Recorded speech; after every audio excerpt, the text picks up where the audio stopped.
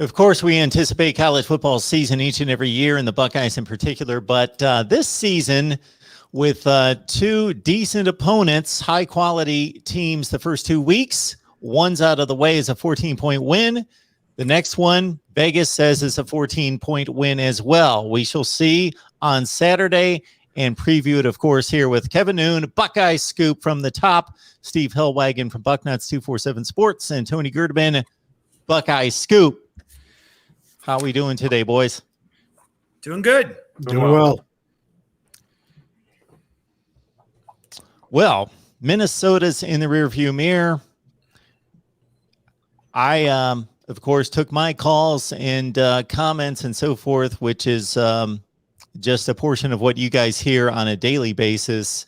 And there was certainly opportunity for the good and for the bad, for the optimist and for the pessimist, because the pessimist will point to giving up 31 points, even when it appeared as though Tanner Morgan wasn't necessarily on his game from start to finish. The pessimist will point to CJ Stroud looking pretty bad after maybe his first 4 or 5 throws through the rest of the first half. The pessimist will say, even when he got it together, it's because he has elite playmakers and he just had to toss him the football. The optimist will say a number of things, and to not delay the analysis, I will just speak to one, that when you recruit 5-star athletes, they're the guys that can change a game like that, both offensively and defensively. Steve, your thoughts about the effort against the Gophers? Well, I think it went like a lot of us thought. I think most people who studied Minnesota understood it was a veteran team with a huge offensive line, a pretty good defensive line, and playing at home at night. And then you add in the added fact that it sprinkled in the first half and then kind of drizzled in the second half. It was not an easy game for Ohio State. There were 4 lead changes in the game. In fact, it went back and forth. And Ohio State finally grabbed control late in the third quarter on a defensive touchdown to finally go ahead, I think 31-20 at that point. And you thought, well, you know, it looks pretty good for Ohio State at this point. But obviously Minnesota kept coming, and Ohio State really didn't put them away till about 4 minutes to go in the game, when they got another defensive turnover with a 14-point lead and were able to ride it out from there. So it went, maybe they gave up a few more points in yards than people thought. They gave up over 400 yards offense, 200 yards rushing, 31 points, tied for the most points Ohio State's allowed in a season opener in the modern era of Ohio State football, along with 31 points in the 77-31 win over Oregon State in 2018. And so I think that there are some warning signals on the defensive side of the football, which we can get into. Some reasons for it. Obviously, you had 7 or 8 guys making their first career start in that game, and so on and so forth. So a lot of new and different things happening on the defensive side of the football. Offense, they kind of picked up right where they left off. Well, wouldn't say that. The first half was kind of dreary and dull. They only scored 10 points in the first half, and then 35 in the second. So, 28 on offense and 7 on defense. So, offense looks, if they play like they did in the second half, they're going to be a hard team to beat. But that was my nickel version of what I saw. Kind of about what you'd think. This wasn't Northern Illinois or Ball State that they were playing. This was Minnesota, 2 years removed from an 11-2 team with a veteran quarterback and a good running back, although he was left the game with an injury. And really the result was a lot of what I think all of us talked about last week, that Minnesota was going to give them a tough game, at least for 2.5, 3 quarters, and that's how it played out. Yeah, I mean, I agree with what Steve said there. I mean, just, the odds makers coming into the season saying Ohio State was going to be a double-digit favorite in every game, 13, 14 points in most of the major games. It's really easy to kind of take your eye as a fan off the prize and say, well, everything's going to just be a walkover. I mean, they're just going to take care of what they need to take care of, and it's just going to be a pick your score type of situation. These other teams have helmets and shoulder pads and football facilities and scholarships and all that good stuff too.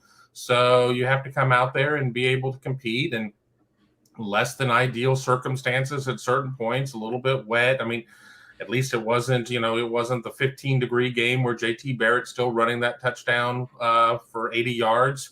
Granted, we sat there and we watched Mayan Williams. His took a minute to develop as well, but not quite to, it wasn't Barrett-esque. But somebody coming out and having, their first game the way that CJ Stroud did, I think that there's a lot of room for improvement from week 1 to week 2. Minnesota certainly took a bad break, losing Mo Abraham for the season. I mean, he was, well on his way to 200 yards in the game.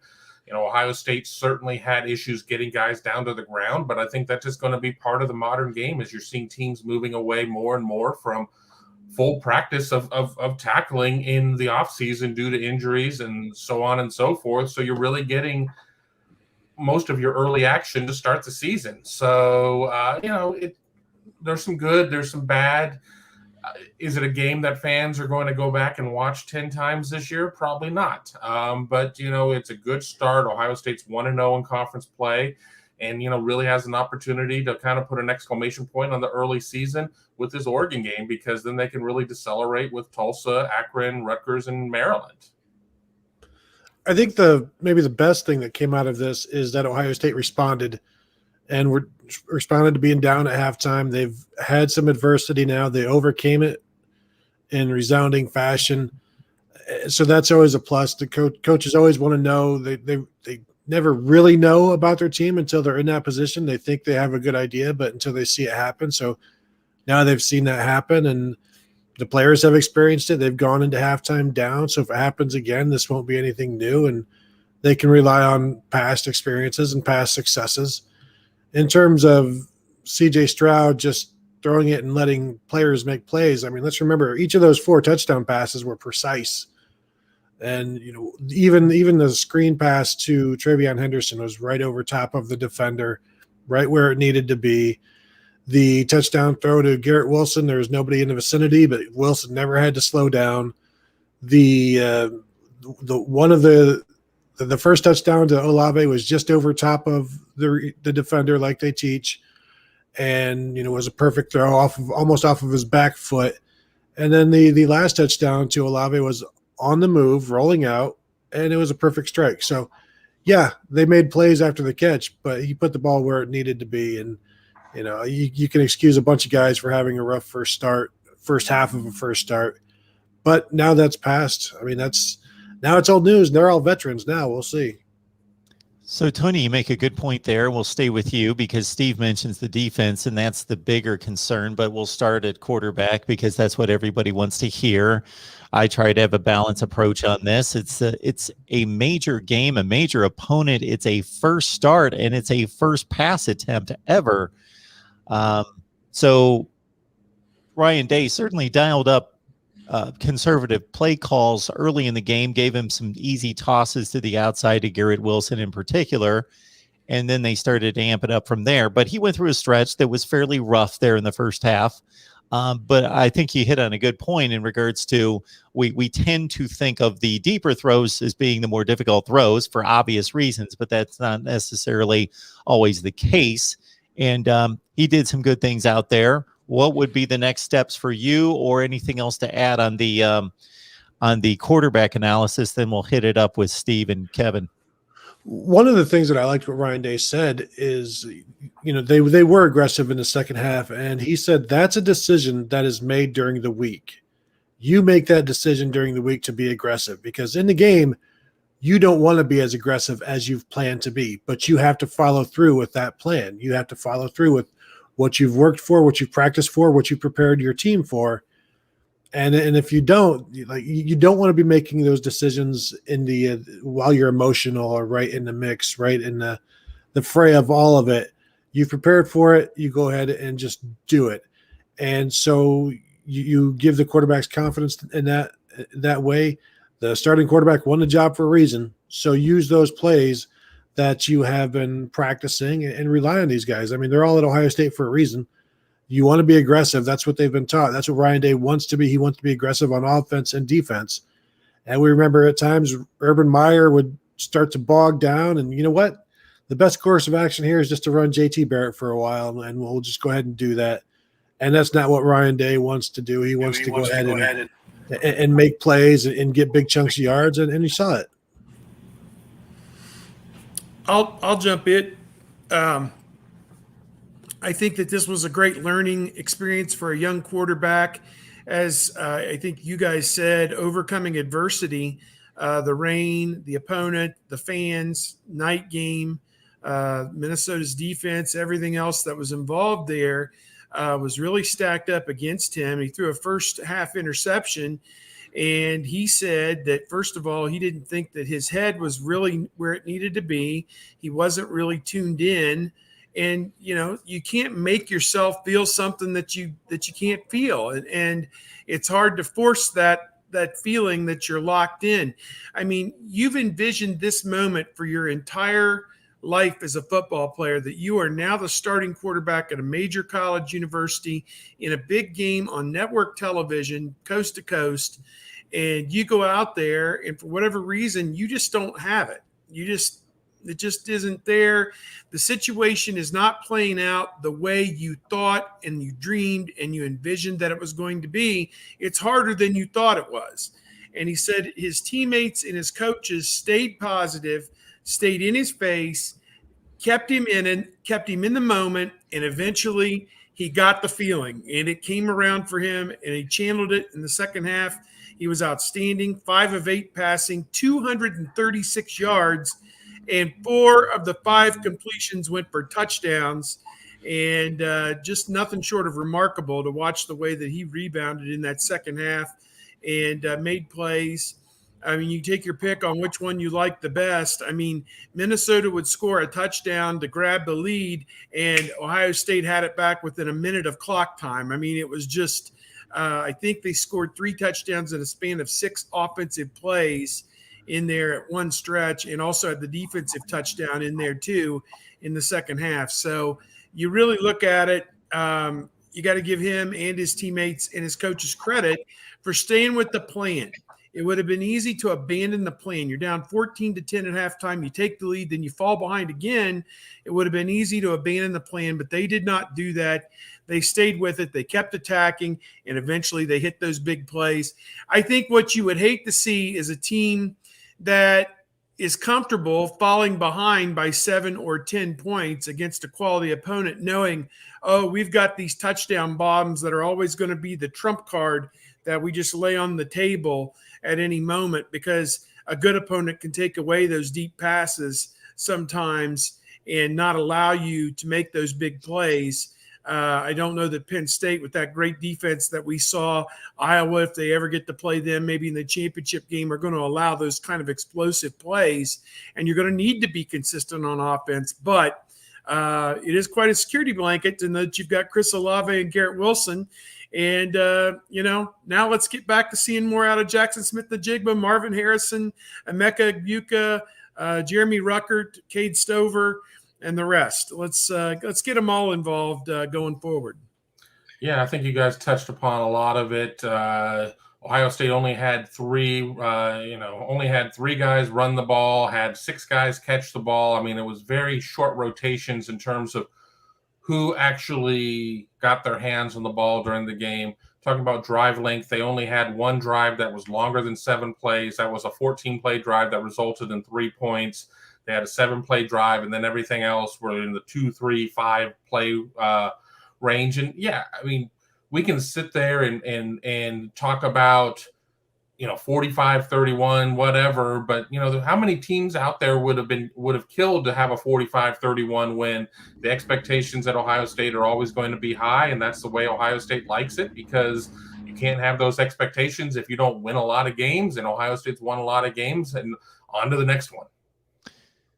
Well, I've got tons of questions for you guys. I will go to the questions in the chat. David Greenshield, our buddy there, is asking about Mayan Williams being a 3-star. And of course, there were 5 stars making plays all over the field, but he was the one 3-star out of the state of Ohio. Does that make sense that maybe we should be recruiting Ohio 3 stars more? I'll touch on this one. they do want to recruit Ohio players more, but the players have to be there, and they're not always there. And Mayan Williams was a great find for Ohio State, but the reason they ended up with Mayan Williams is because they missed out on 5-star Bijan Robinson. And you look at Bijan Robinson, what he did last year, he ended up at Texas, and he rushed for 700 yards as a true freshman. And this year he's going to rush for 103 yards in his debut. Obviously, hey, Mayan Williams outdid him this week. But if you want to bring in more Ohio guys, you're going to have to leave somebody out. So who is that? Do you leave out Jeff Okudah? Do you leave out Chase Young? Do you leave out Abosa? Like there's some give and take there, and so you got to make sure you're giving up the right one for the right one. And yeah, there's plenty of Ohio guys who can play at Ohio State. We saw that for years under Jim Tressel, but then we also saw a talent disparity between Ohio State and the other top programs around the nation when they would play. Yeah, and I think that you sit there and you say, well, this kid's a 3-star, therefore doesn't it mean they need to get more 3-stars?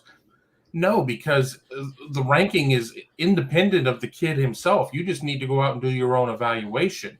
Now, I guess the situation is, do you sit there and look more in the state of Ohio? And sure, I mean, I think you need to look in the state of Ohio every year.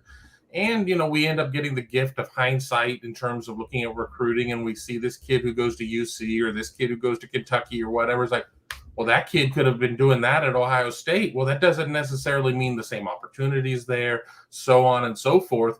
So, I don't know. It's very easy to compartmentalize it and look at it and say, well, if this 3-star is doing this, therefore all 3-stars will be doing this. No, you can't necessarily look at it that way. And Ryan Day's staff does look within the state of Ohio, but as I've said on this show, multiple times, I think that the top few kids in Ohio are always going to be really, really good each year. What are you giving me between 7 and 20 in terms of the state? And that's ultimately what it ends up becoming and where those 3-stars reside. So Mayan Williams is Mayan Williams because he's Mayan Williams, not because he's a 3-star or anything like that. So I don't think you can just paint with a broad stroke and say that therefore they need more 3-stars. Yeah, I'm of a mind that Ohio is going to provide talent to Ohio State, and it's almost like Ohio State is now selecting the guys from the state of Ohio, although we've seen a few guys leak out to Notre Dame and some different places here in recent years. Ohio State's doing a pretty good job of identifying the ones that they need to have. I think Mayan Williams is a guy that kind of fell in their lap. I think, wasn't he committed to Iowa State? Does that sound right? OSU had swung and missed on a bunch of running backs in that class, and I think it was late in the process that he switched over to Ohio State, was finally offered by the Buckeyes, and switched over as some of an afterthought. People thought, well, he'll never play at Ohio State. Well, lo and behold, they get low on running backs last year, and he gets shoved in there late in the season and sparks a couple big plays. And now here he is, the toast of the coast here to start the season with a huge play, a touchdown in the first quarter of the first game, and has kind of solidified his hold on that starting spot for right now. But Travion Henderson's also going to play. And I rewatched the game this morning, and my son and I were sitting here watching it. And, Master Teague is what he is. He's going to get you 6 or 8 tough yards. And, he's not necessarily chopped liver. I think if you get late in the game and you want to, take 4 minutes off the clock, he might be your guy to put in the game and pick up 3 or 4 first downs running the football and then, go shake their hand, basically. So he's a guy that's still got tremendous amount of value for this team. But I think that the upside for those other two, it's as plain as the nose on your face at this point. Those guys have got to play. I got to say, Steve, in addition to all the knowledge, all the insight, the historical knowledge, the little quips that go under the radar, like then you go shake their hand, those are golden as well. 3 and a shake, babe. Let's go. Get it over with. John Sarian's on the line. Asking about Cam Brown and Sevyn Banks. They were sorely missed on Thursday, And, of course, would be great to have in the lineup Tony on Saturday. Yeah, nothing new yet. Ryan Day was really sometimes he never wants to talk about injuries. Sometimes he will. On Tuesday, he was just like, well, it'll be in the availability report. That's why we released the availability report. He was asked about Josh Proctor at that point, but also it was just an all-encompassing thing. It sure seems like Sevyn Banks should be back based on the fact that was like a game time thing that happened and kind of surprised people. Cam Brown, I don't know yet. We will get our availability report, Saturday morning at 9 a.m., which, it is what it is. It's better than getting nothing for sure. And we appreciate it. We definitely appreciate getting the updates. But at this point, I'm operating under the assumption that Banks will be back, but no idea that anybody else. I'm not expecting anybody else back, even though Kerry Combs said they're getting closer. But what does that mean? Who knows?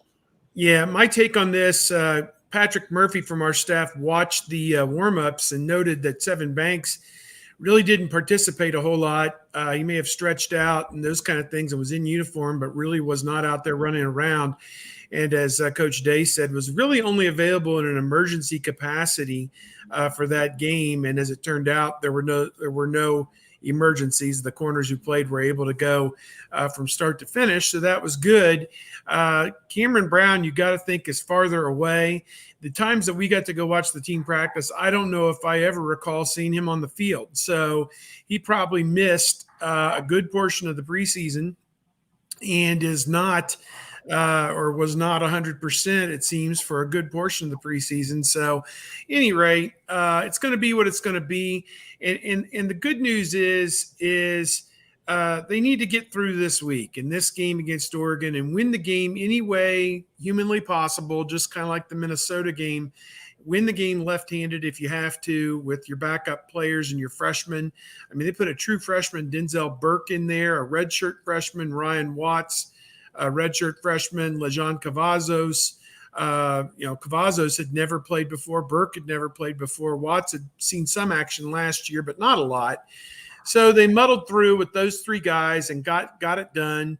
And, give Oregon your best shot, I guess, with that personnel. And if Banks can play, so be it, maybe 30 or 40 plays. If you get 30 or 40 plays out of Banks this week, that would be huge, just to take some of the onus off those young guys. But again, I am not of a mind that this is the end of the world one way or the other. Those guys played pretty well, I thought, in their stead last week.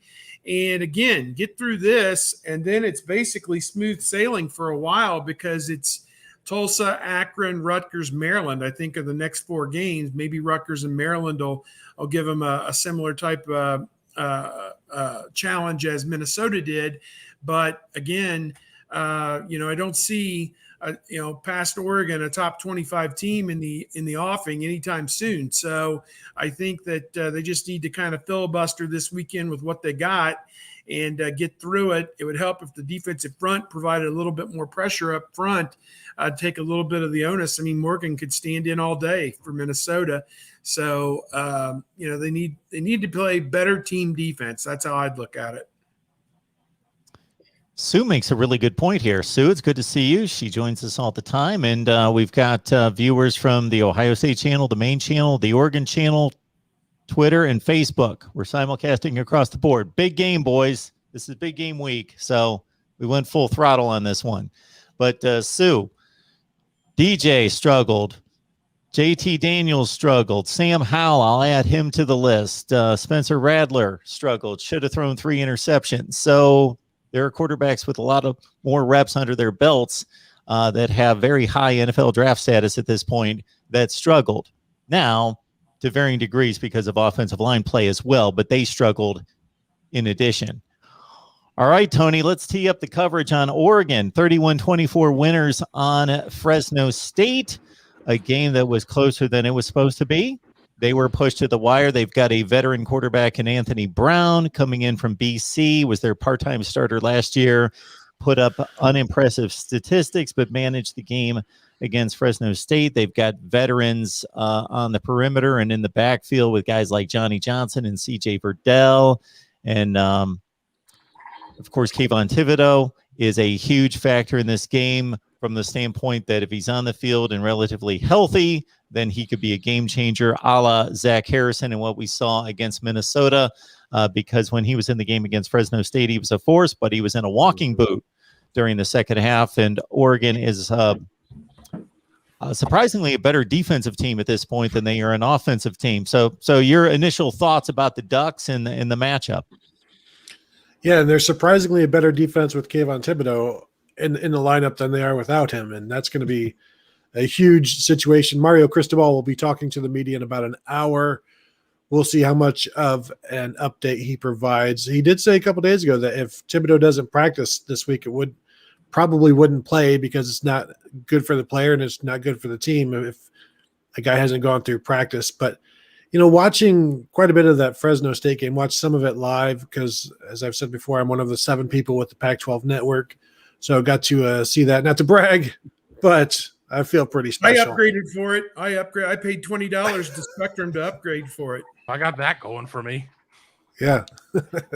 So you're right. Anthony Brown was like, it was okay. It wasn't anything to put fear in people until you see that 30-yard touchdown run at the end and you're reminded of what he can do on the ground. And this is something that Ohio State hasn't faced yet. And this is something that they're going to have to face. And, he carried the ball 16 times. Let's see how Ohio State does against the running quarterback. It's the equalizer, as we all know. And this is going to be a defense that is built to face the spread. Oregon will be running the spread. So let's see what it looks like. And I just wrote today that this is going to be a better representative of what we're going to see. This is going to be a better representative of the Ohio State defense. I don't know if it's going to be a better defense, but I know it's more designed for games against teams like Oregon than it is for games against teams like Minnesota with 7 offensive linemen. Now, Oregon does play like 7 offensive linemen. They do some rotation, so we'll see if they borrow some of that stuff from Minnesota. But if they borrow some of that stuff, they're going to be taking away from what they already do and what they want to do. So there's going to be some give and take there. We'll see what they end up doing. But I see a team that didn't run very well against Fresno. They got stopped short a couple of times. They had some difficulty there. Verdell averaged about 4 yards per carry, which they need to do better there.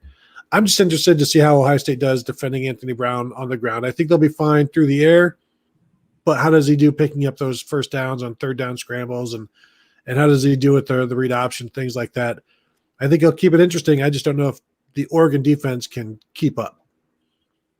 Yeah, I look at Oregon, and Anthony Brown isn't going to light the world on fire as a thrower, but then again, we say that, and then the guy comes out and has a career game. It's just kind of one of those situations. They have 3 guys that are very talented in running the ball, with Brown being one of them. And fortunately for Ohio State, through the years, they have produced enough quarterbacks who are able to run the ball, so they at least have an idea of what that look is like. So, it's going to be a matter of taking that from the fields at the Woody Hayes facility and taking that, across the street over there to Ohio Stadium and be able to execute there.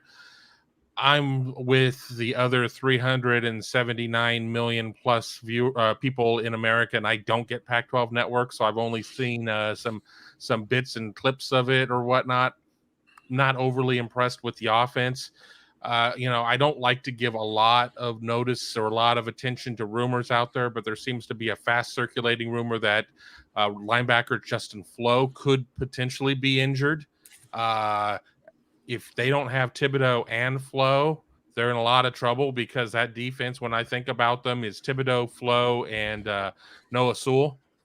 And if they're down 2 of these guys, lock in your 13.5 right now. Just lock it in, because they're going to be in a lot of trouble at that point. Yeah, they also lost Drew Mathis, who was a linebacker, and I think he was having a pretty good game when he got injured. I think in this game, I think he suffered a knee injury, and he's probably not going to – well, he's definitely not going to play, I don't think. So he's not listed in their release anywhere. So Drew Mathis, he had a couple tackles before he got injured. So take him off the list. Thibodeau had 2 tackles and a sack and forced a fumble before he went out. And it's interesting to note that Fresno State, which is picked as one of the contenders in the Mountain West, made their big run in the second half when Thibodeau was out of the game. I think that was very telling. First of all, I think that Fresno was a better team than anybody gave them credit for. Oregon was a 20-point favorite, and I think I picked them to win by like 10. They won by 7. I mean, I just didn't see it, that type of thing. Brown to me seems like a JT Barrett kind of a effective program manager. His touchdown run, he didn't show a lot of speed. He just kind of meandered his way through the defense and just kind of eventually ended up in the end zone. And, it reminded me of a JT Barrett touchdown run, just kind of all over the place, and they can't tackle me. And here I go. It wasn't like he outran everybody. So I don't know. I see that if they put their pieces together and don't turn the ball over and don't hurt themselves, then maybe they'll sustain some drives.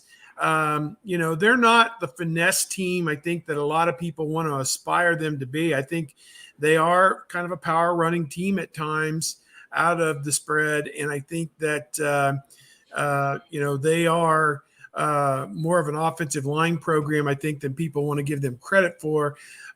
Defensively, I think they're okay, but without Thibodeau and without Mathis, and possibly Flo, you just wonder, how good will they really be? So I'm interested to see. I think I did a podcast yesterday, and I kind of likened this game. Back in 2010, Ohio State played Miami of Florida. And it was Jim Tressel's last year as the head coach. It was kind of a similar type setup. Ohio State heavily favored at home against a program that you think is up near the top, but you're not really sure. And there were a little bit of questions here and there about some things. And Miami stayed in the game, made some plays. Ohio State made some plays on offense with Terrell Pryor, and they won the game 36-24. It wasn't a blowout, but just a solid win. And honestly, that's all Ohio State needs. They don't need to go out and impress anybody.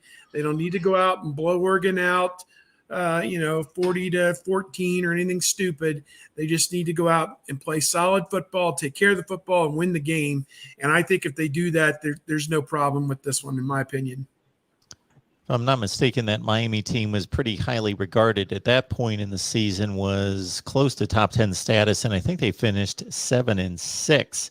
To Kevin's point, Justin Flo, 14 total tackles, 5 solos, 14 total tackles for a very highly sought-after player coming out of high school. Noah Sewell was the Pac-12 Rookie of the Year, I believe, overall last year, even as a defensive player. Kayvon Thibodeau, for those of you that follow the NFL draft, even though he hasn't made a huge splash nationally in terms of the plays that he's made, in obviously a very limited sample size of 7 games last year, when he was on the field for those 7 games, a Pac-12 championship game and a Fiesta Bowl included.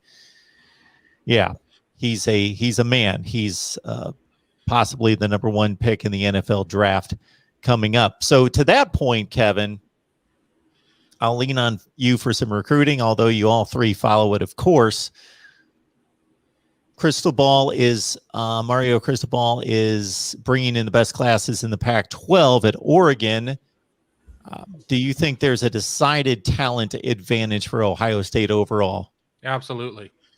I mean, absolutely. Because Mario Cristobal is bringing in the best classes on the West Coast, or the best classes in the Pac-12. Ohio State's bringing in the best classes in the nation. So, I think that, we do see Oregon beat Ohio State head-to-head on some West Coast kids. It's just going to happen or whatever. But there are a lot of kids that Ohio State is in on that Oregon isn't even at the table. And, I jump into with JT Tuimoloau and say that we all kind of figured he was going to be playing in this game. Was he going to be wearing a scarlet jersey, or white or green or yellow or fuchsia or plaid or whatever Oregon's going to trot out there? I think we all kind of felt he was going to end up at Ohio State. But with that being said, I do think that 1-22 and 1-85, Ohio State certainly has a decided talent advantage.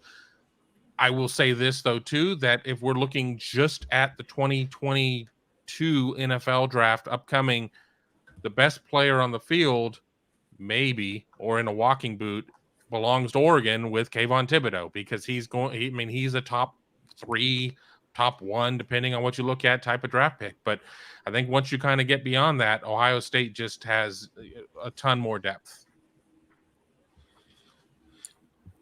I'll throw in, I'm just looking up right now, their last 4 classes for Oregon, the 2021 class, the guys who are freshmen, that class was ranked 6th. Then prior to that, in 2020, they were 11th. In 2019, they were 7th. And in 2018, they were 13th. So their average ranking of these classes is 37, about 9 for the 4 years. They've averaged a top 10 class every year. Ohio State had the 1 year with Ryan Day when he first got there, I think in 19, when there was a lot of problem about whether Meyer was going to stay or not. And that class ended up 13th, I think, for 2019. But otherwise, Ohio State's had a top 5 class. So they've probably averaged around 4 or 5, as their class ranking over the last 4 years. And so there's a small disparity, but Oregon has recruited on a very respectable level nationally over the last 4 years. But Ohio State certainly got more 5 and 4 stars across the board than Oregon. One interesting note, with you have freshman cornerback Jalen Davies at Oregon. Ohio State essentially passed on him to go with Denzel Burke, and both of those guys are ranked around the same in the recruiting rankings. And you saw, I think Ohio State made the correct choice so far with Denzel Burke getting that start last week and playing well. But when you look at where those two guys are in their respective classes, like Davies is like the 9th highest rated guy in Oregon's class. Denzel Burke is like 15th highest rated guy in Ohio State's class, to give you an idea of where similar players are in their respective classes. And just one little interesting note there. And another one would be Chris Olave wanting to become an Oregon Duck, and Oregon not recruiting him until Ohio State had already offered him and pretty much wrapped him up. So unfortunate there for the Ducks that Chris Olave and his entire family wanted him to be an Oregon football player. And one of the reasons why he wanted to play for Oregon, he did mention the jerseys. So when people get upset about, that the uniforms can't possibly be a recruiting draw, I give you Chris Olave. But you can't have him because he went to Ohio State. If my son were good enough to play college football just about anywhere and he was making his decision based on jersey selection, boy, we would have a talk. That would be for sure. Regardless, it's working out pretty well for Chris Olave, so I guess I can't argue with that type of even though he wanted to go to Oregon, it's still working out very well for him, obviously. This is way off the beaten path, but I'm going to address this comment real quick here from this is coming in from Matthew. Basically, Matthew, Ohio State has not been gifted any selections into the college football playoff. It can be debated that they did not earn the spot in 16, but there's certainly justification for it. And if anything, they were left out in 17 and 18, and we could certainly justify their selection those 2 years. All right. This is a noon kickoff Eastern. We're asking Oregon to travel across the country, play at 9 o'clock, their body clock, Pacific time. And this is the plight of the Pac-12, basically, as we need to accommodate everybody else because we want to be relevant. They emerged from the pandemic last year playing a 9 a.m. local time game in Los Angeles, USC and Arizona State, again, to grab that what is a prime time window for the Fox programming strategy is grabbing that noon Eastern time window. So, guys, what do we think? I guess I'll start with Steve. Do we think this is significant that Oregon has to play at 9 o'clock in the morning Pacific time? Well, I think it is tough on them. I think what we saw going to Ohio State's practices, however, is during preseason camp, Ohio State was practicing at 9 in the morning or 8:30 in the morning a lot of times to avoid the heat of the afternoon. And I'm not sure what Oregon did during the preseason, but if they did have any number of practices at 8:30 or 9 o'clock local time, then playing a football game on that body clock time of 9 in the morning shouldn't be that big of a deal to them. I mean, it's the travel. I presume they're coming out Thursday typically teams that cross the country do go out an extra day early to acclimate a little better, and really to have Friday to put their feet up and get rid of the jet lag and then be ready to play, be fresh and play a football game on Friday, or rather on Saturday. So it is a little bit of an impact. I think it sucks from the standpoint for the Pac-12 and the Oregon fans. But Fox is all in. They've pushed all their chips into the middle of the table on this big noon branding that they love.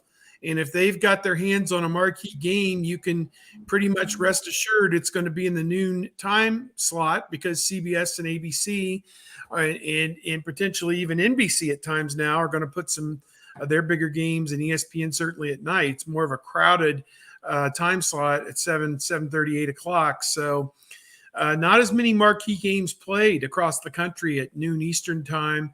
And so that's where Fox has taken up shop, and their ratings dictate that it's probably a good decision.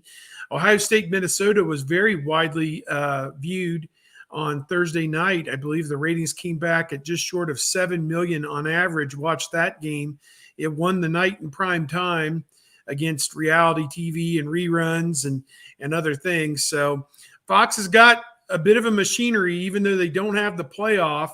They are able to drive an audience to some of these major sporting events and top games, and they've found a way to do it. So this is their thing. And, Ohio State fans don't like it. They think that this should be a 3:30 or a 7 o'clock game. And I'm with them. I understand that.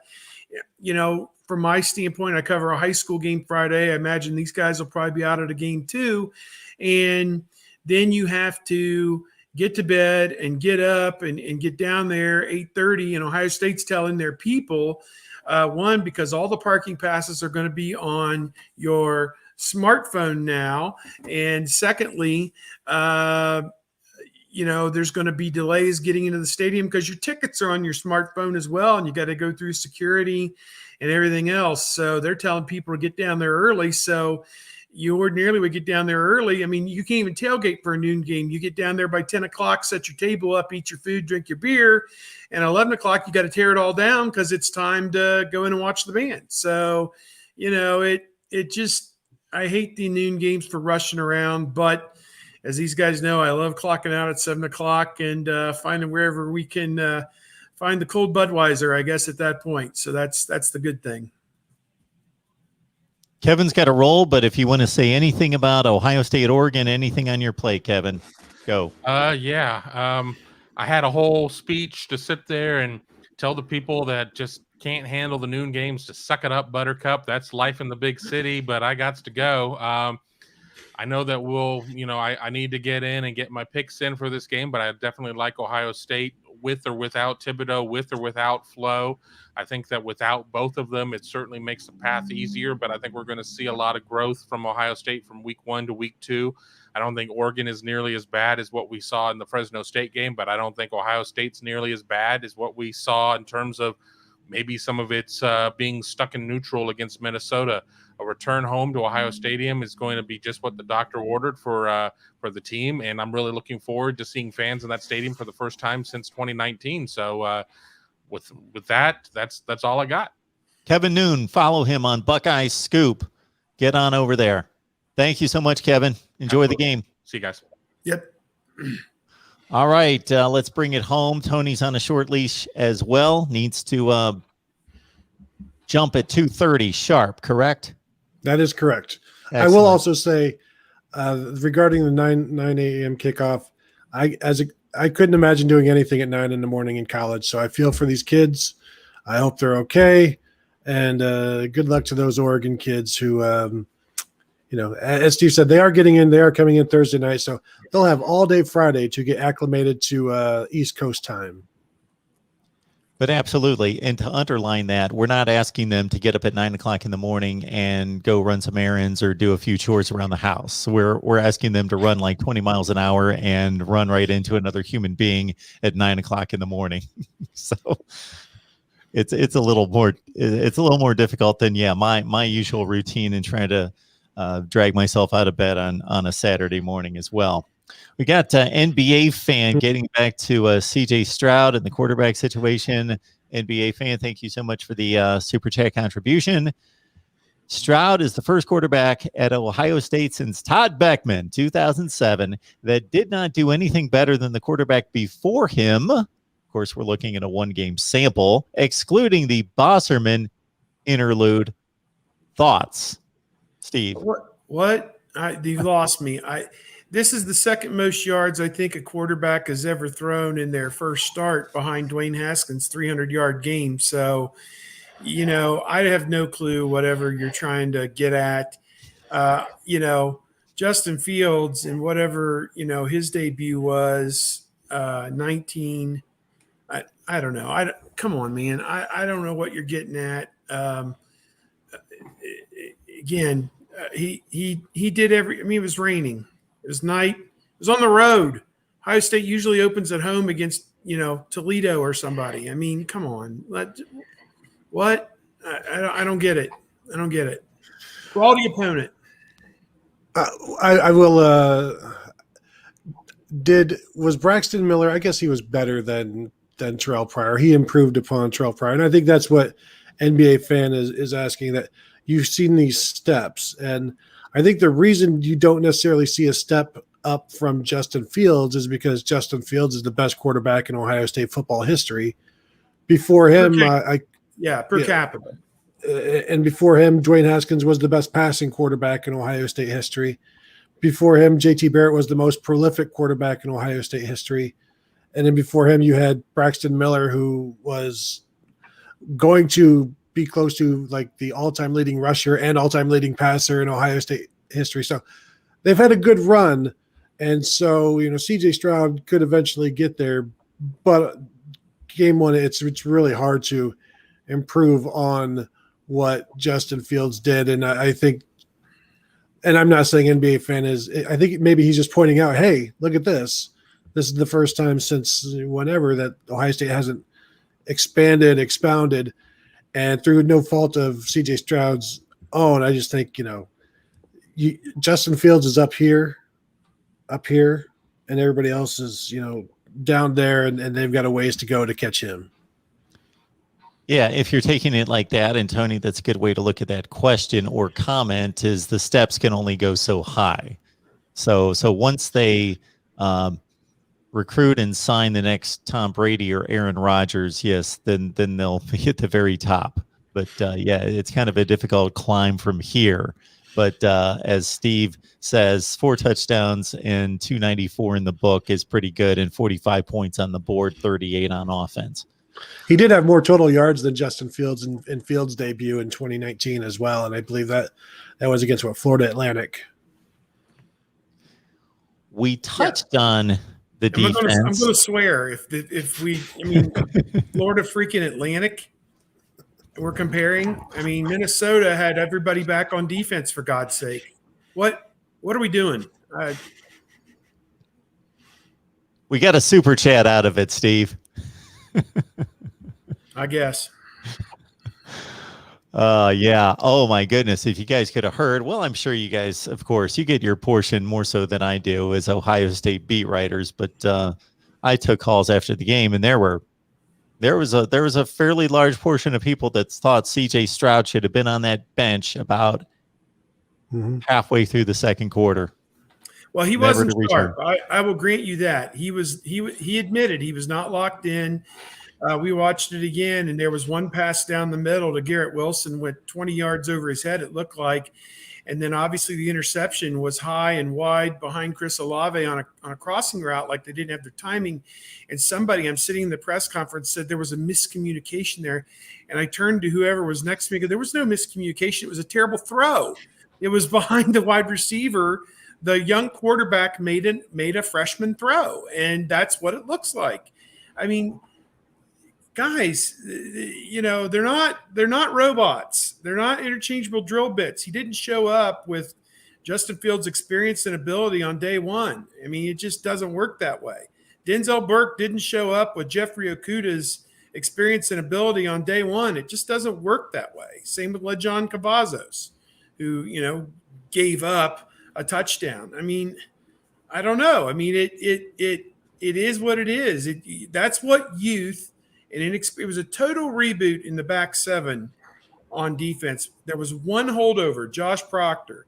Every other position, not only were there new starters from the end of last year, but some of them had never played at the college level, in Burke's case at all. In the case of Cody Simon and Lathan Ransom and Ronnie Hickman, not much at all. Dallas Gant, not much at all. Tommy Eichenberg, certainly not much at all. So, the result's the result. And it's really easy to understand if you have half a brain and have watched college football for 30 years. You understand that young players go through growing pains. They lose games. They honestly, that is a setup where in years past, an Ohio State team would have gone in there and lost the game. They just have so much talent that they can't even lose a game, when in most cases, a lot of teams like North Carolina went into Virginia Tech and got beat, and Ohio State somehow survived. So. And we also discovered this past weekend that Montana, they've got a school that plays football in Montana, and they beat Washington. Yes, absolutely. It happens. Favorites. I know that if you go to the Phil Steele book, you come to the Washington page before you come to the Oregon page. So I think a lot of that has to do with Oregon's schedule is like at Ohio State, at Stanford, although they got crushed in their opener, at UCLA, who's on the verge of being ranked if they're not, at Washington, their rival in the division, at Utah. So another good team from the other division. So their schedule is absolutely treacherous this season for them. And so, we'll see how it plays out. But Oregon's shaping up now to be the class of the North. We got a good crowd in here. So for those of you who don't join us on a regular basis, we're on the Ohio State channel every Wednesday. Our new time is 1:30 Eastern. 1:30 Eastern. Tony, we'll let you tackle this next question because it kind of carries right through what Steve was talking about in regards to the rush defense, bad angles, new linebackers. Your thoughts? Yeah, I can see where the Maryland comparison would be on that one run from Mohamed Ibrahim, but it was one run. It was a 4th and 1. There was a missed tackle there. They do need to continue to work on leverage. That is for sure, because you don't want to get into that situation again. But that Maryland game, there were like 3 runs like that. Minnesota, there was 1, and like I said, there was a missed tackle. And how many times on 4th down do you see a 4th and 1? It busts through because the line of defense isn't as far back. And so if you just get through that first line, there's a lot of times you're gone, and that's what happened there. So I'm not so concerned about the run defense right now because I don't know how often we're going to see what Minnesota does. And it was also interesting to hear Ryan Day and Kerry Combs complain a little bit about how the officials weren't giving them time to substitute and get set before, or they weren't, because Oregon would substitute or Minnesota would substitute. Ohio State would try to match it, and then they wouldn't be given much time to get set and get ready. And so they felt like the refs weren't giving them enough time. So there are a number of issues there. But also, let's not forget, Mohamed Ibrahim is the best running back in the Big Ten, one of the best in the country. So I think it's okay to give him some credit because this running game, he's a really tough runner. Looked like Roger Craig at one point. I know we know who he is. Maybe nobody else does, but just a tough running guy. And give him some credit. And again, Ohio State will need to tackle better. 9 padded practices in their 25 fall camp practices. So it takes a while to get secure in your tackling game, I believe. Go Jay! Thank you so much for the super chat contribution. Appreciate that. Regardless of whether it was Tony or Steve that spurred you on to the contribution there. Saluting the I like this brother talking. Nice. It definitely wasn't me. So thank you, Go Jay, so much for that. All right.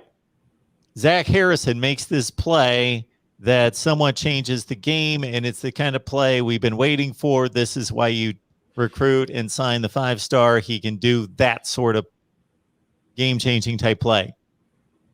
I don't know that anyone noticed what Zach Harrison was doing the rest of the game. You guys can both jump in on this in regards to evaluation of his play, this super duper defensive line with JTT getting a few snaps correct. Mhm. Yeah, Jack Sawyer, did he get into the game? I About didn't 4 notice. he snaps. did.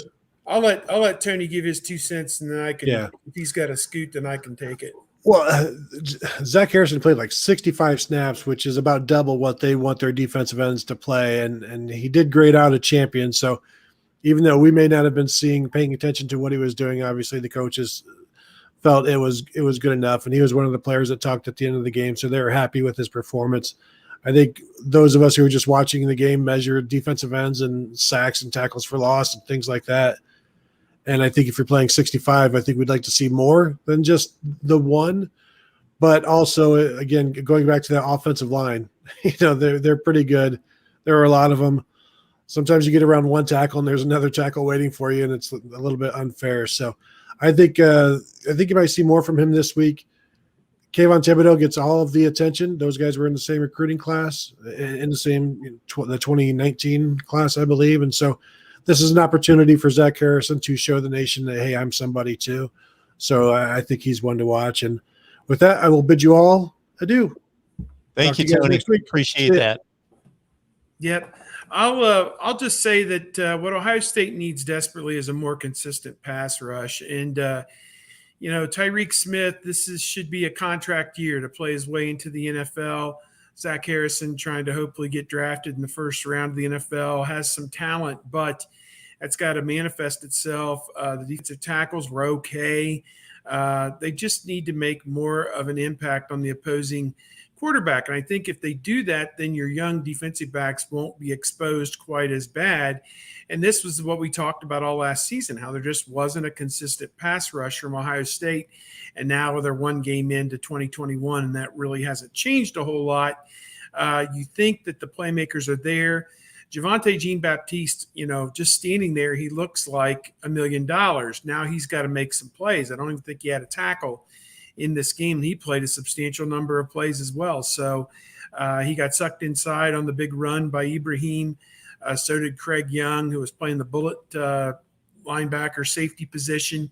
Lejon Cavazos was filling and slipped and didn't make the tackle, and now Ibrahim's off to the races. So that was reminiscent of the Maryland play with McFarland a few years ago. But at the same time, none of those three guys were starters, and they kind of caught them in a sequence where they had substituted some other guys into the game, and it really bit them.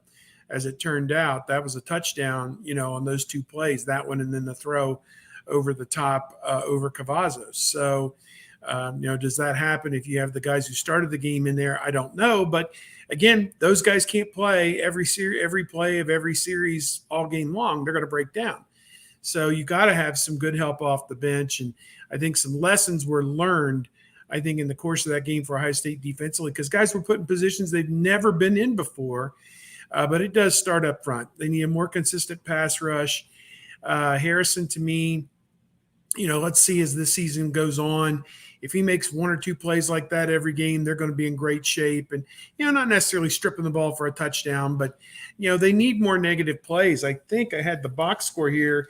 They may have only had 3 tackles for loss in the entire game, which is a very low number.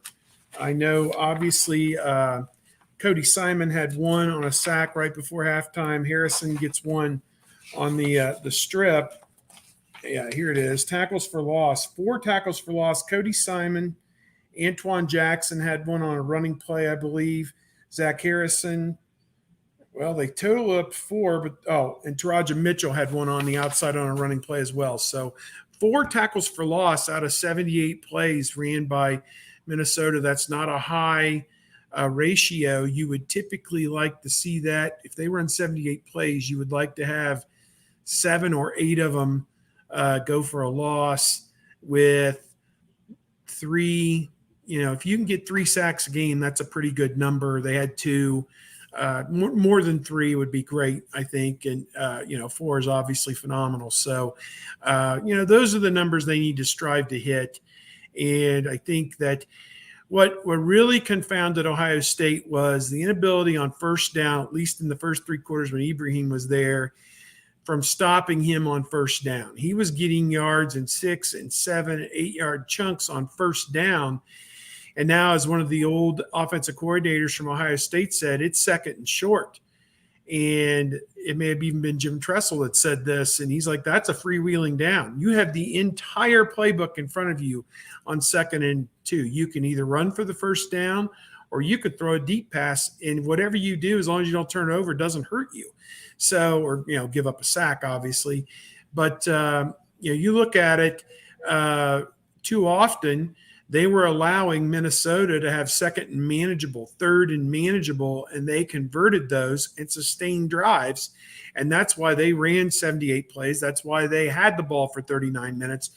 But it was vintage on the first drive of the game that Minnesota picked up 2 or 3 first downs, but at the 40-yard line, Ohio State slammed the door on them, forced the punt, got the ball back, and drove the length of the field and went down and scored. That's how you win football games, is eventually getting that stop, getting off the field, converting on offense, lather, rinse, repeat. You got to do it for 4 quarters to beat a good team, and they're going to have to do it this Saturday against Oregon because, we talked that Oregon, they don't look like they're the number 3 or 4 team in the country, but they don't look like they're the number 25 team in the country either. They look like probably about where they're ranked, 10, 11, 12, and could really give you some fits. If everything that they do hits, they're going to give you a couple fits in this game.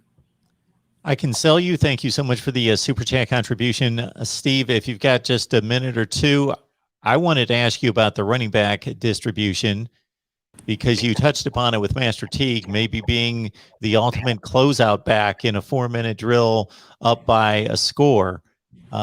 We saw Mayan Williams get loose. We saw the Travion Henderson breakout play on the little dump off to the left side. How do you think this is going to play out going forward? Obviously, this is a huge game, so this should really tell the tale of who's valued in what situations.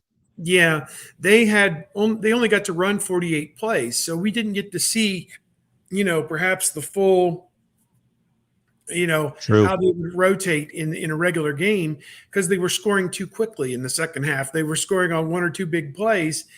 They ran 48 plays. There were 22 passes and 26 runs, which is close to 50-50 distribution. I'm not sure that that's what it'll look like. If they get this up closer to 65 or 70 plays, it'll probably be 60% run and 40% pass, or, a variant of that. But if you're talking about 60% runs on 70 plays, that's close to 40 runs per game. Figure Stroud is going to be in that 5 to 8 range. So there goes, now you're down to about 30 of them, 35 maybe. I would think in a normal game, you're going to see Williams around 15. Henderson is a freshman. I think that they're going to bring him along slowly and use him in. I mean, he needs to play, and that clamor is he needs to play more. He needs to play more. Well, you don't want to kill the goose that lays those golden eggs. I think you want to pick and choose. You don't want to be slamming Travion Henderson up in there into the 300-pound guys. I don't think that's a prudent use for him. You want to get that guy outside on the, maybe set some things up with Mayan and Teague in the middle, and then get it out to the outside with Henderson and watch him go, because they're going to block that perfectly. As we saw on his little screen pass over the top, it was Smith-Njigba, Ruckert, and Olave leading the convoy for him down the field, and nobody even got, maybe somebody laid a hand on him on the way by, but he showed vision and changed lanes and accelerated, and it was an exciting play. So I think there is a place for Master Teague, and as Coach Day said, I think the other day, it is a long season, and we are going to need them all.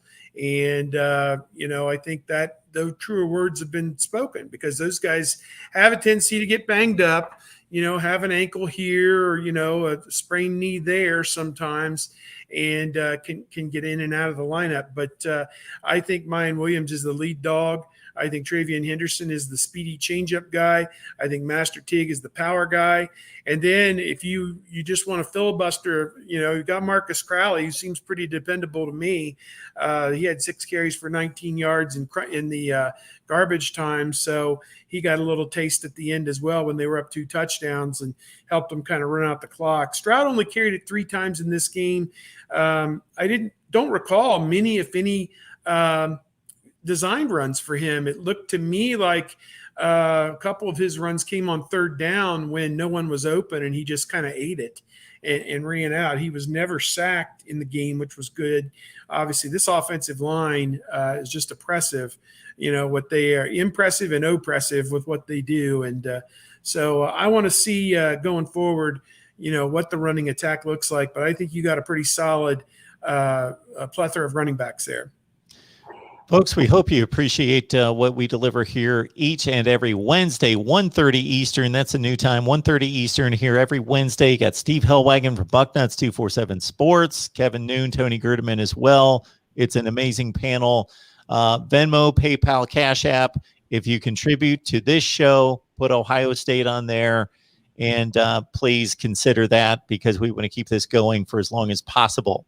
Steve, you've spoken to this comment in the past by our guy David Whalen regarding good Ohio State defenses that had maybe elite play in the secondary, maybe elite play up front, but in that linebacker core in particular, maybe lacked in foot speed as really good Big Ten players. Maybe they got against some elite players in space and weren't up to the challenge. Do you think this linebacker core might be different?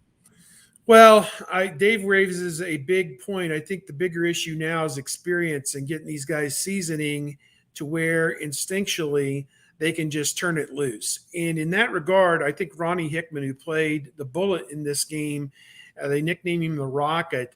I think this was kind of a coming out party for Ronnie Hickman. He had 11 tackles and led the team in this game playing the Bullet position, which seems like it was made for him. He's going to be a hard one to get out of the lineup if he's going to play like that every week. And he does bring that kind of closing speed that you need to make plays. Lathan Ransom was playing the cover safety position, the slot corner position that Marcus Williamson played last year. They went to Lathan Ransom for this first game. He made his first start, and he did pretty well too. Kind of a bang-up job, I thought, by him. To my way of thinking, when Kerry Combs left and went to the NFL for a couple of years, and then you had Grinch was there for a year and Hafley was there for a year. It was kind of a revolving door of assistant coaches that were in the secondary, and Matt Barnes kind of helped out there a little bit. Now he's the safety coach. I think while Combs was gone, they didn't sign any national top 100 cornerbacks, and that's coming home to really bite them right now. You have to go back several years to find where they signed a national top 100 cornerback. The last one might have been Tyreek Johnson, who transferred out of the program. Jeff Okuda maybe before that a year or two. So, that dearth of high-end corners, they just haven't had them. And so now this year they've kind of gotten back into that with J.K. Johnson. Not sure what Denzel Burke was ranked, cusp of the top 100 maybe, I don't know. But he's playing like a top 100 guy, in my opinion. He had a pass interference penalty in the end zone. Looked to me like he came out and fought, his behind off first time he's ever been on the football field for Ohio State. So that's the kind of guy that if he brings that kind of tenacity, it kind of reminds you a little bit of a Malcolm Jenkins getting out there as a true freshman and really battling. That was years ago, almost 15 years ago. But, that's the kind of a guy that reminds me of somebody who was a gamer, a baller from day one. And so the speed is one thing, and I can't really give you an answer on that. I think they've got good enough team speed, but more important than that is just learning, understanding, and being able to immediately trigger and make plays. And I thought Hickman showed that identification and triggering and, coming downhill and stopping the runner close to the line of scrimmage. That was what was important in this last game. It will always be important. And I think Hickman showed that ability. So they may be going with the Bullet linebacker more than three linebackers, three traditional linebackers as they have in the past. Right, Steve. People need to know where they can find you, where they can hear you. Yes, bucknuts.com is the website, and at Steve Hellwagon on Twitter And again, we're going to be all over everything going on this week with Ohio State versus Oregon, one of the big marquee games of the week, one of the top non-conference games of the entire college football season. And, another notch for Ohio State. If they can come home and win this game, as we said, Coach Day has already made reference to it, that after this, they can come up for air. And, Tulsa, Akron, Rutgers, Maryland, prepare for, some tougher challenges down the line. Get some people healthy. Get Cameron Brown and Seven Banks, Harry Miller, the center on offense. Get all those guys healthy. Jerron Cage is an important guy, defensive tackle. They played without him this past week. He'd be a backup there. Get all those guys healthy and get them going, and that's going to make a huge difference. You get my picks, you get Steve's picks, you get the media members of 20 different platforms picks at Patreon. So join us there. Also, voiceofcollegefootball.com, voiceofcollegefootball.com. You can gear up with your favorite team, Ohio State, Oregon, whomever it is, and check out our store there. If you go to the top of the screen, voiceofcollegefootball.com. Again, if you guys really need to consider what's going on here every week, every Wednesday at 1:30 Eastern time. We've got a tremendous show. Steve, Kevin, and Tony, please Venmo, PayPal, and Cash App. Just put Ohio State on that contribution. Steve, we always appreciate it. Have a great time. I know you got to get up. You said be at the stadium around 8:30 or so. I don't think I'll be there quite that early. Ordinarily for a noon game, I would probably try and leave the house. I'd watch the first half hour of game day, leave at 9:30, and hope to be parked by 10:15. This week, I'll probably leave a little earlier just to make sure that I don't have any problem getting down there. So, and I think that's what they're urging everybody. Anybody who's listening to this or watching this, if you're going to the game, go early and plan to stay late, because it's going to be a little messy this first time out with everybody's parking passes on their smartphone. The highway patrolmen are going to want to shoot themselves probably after this one, because ordinarily, you drive through, you have your placard, and they can just see it and wave you on through. Now they've physically got to look at your phone, it seems like, and this just has cluster written all over it. And what is the deal with the non-sellout? 10,000 seats empty, especially when the MAC games get sold out. Every game's been sold out since I've been alive, except maybe, 2 or 3 for us in our lifetime? It is somewhat crazy. I think, they're down a little bit in season ticket sales. Ordinarily, they have about 6% attrition from one year to the next. This year, it's down a little bit more. I asked Gene Smith that there was one contingent that didn't renew more than any other, if it was students or whatever it was, and he said no, it's kind of across the board the same. And I don't know what to make of it, other than it could have to do with the Delta variant with COVID and people not wanting to be surrounded by crowds. It could have to do, the ticket prices. Ohio State's gone to premium game prices. So the single game price for this from Ohio State is $160, which sounds like a lot if you want to go to a game. People who just swallow and know that their season ticket every year is going to be, a lot of money, $700-800, whatever that is on average. They just kind of swallow and pay it and don't worry too much about it, the individual game prices. But they are down a little bit in season ticket sales.